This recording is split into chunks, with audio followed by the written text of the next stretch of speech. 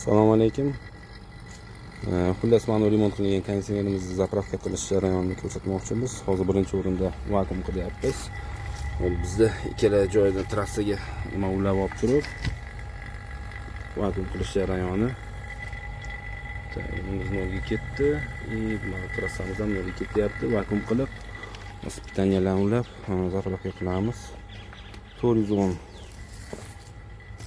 Mamunda zapravka qilamiz. Bu yerda 4,5 kilo freon ketadi общий. 410 4,5 kilo 60 talik konditsioner jarayonni ko'rsatamiz. Vakuum qilib bo'ldik. Endi bularni yopib turib o'chiramiz. Yozish tuzib uni asosiy 3 fazamizni maytga ulaymiz hozir. Mana qolgan simlar ulab oldik.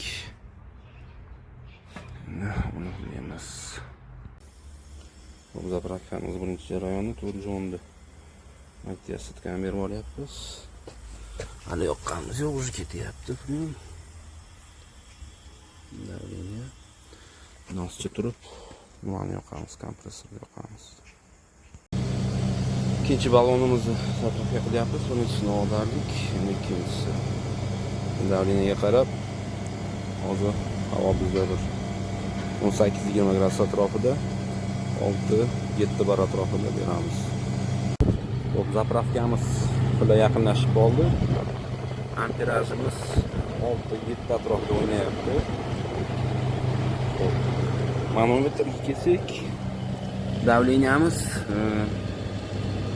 6 bar atrofida 6-6,5 bo'lib o'ynayapti. Ozgina yana beramiz. Ichkarida sovutishi zo'r. Kerakli dozani berdik. Mayda yaxshigina issiq udayapti. Hozir davleniya pastligi bu havoga, atrofdagi havoga qarab, ya'ni bizda hozir 18-20 gradusga yetib yetmaydi. Hozir 11-oktyabr soat ertalab hozir 9:30 atrofida. Shuning uchun davleniyamiz pastroq. Kun issa bu ham ko'tariladi. 410 da o'zi 8-9 bar bo'lishi kerak. 25 gradus atrofidagi issiqda, 25-30 gradus atrofida. Hozir bizda mana 6,5-7 ga qarab ketyapti.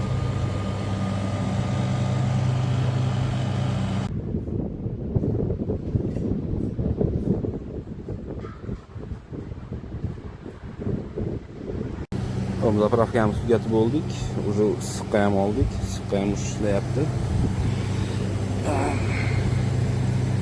U endi yechganmiz hozir. E'tiborlaringiz uchun rahmat. Sog' bo'linglar.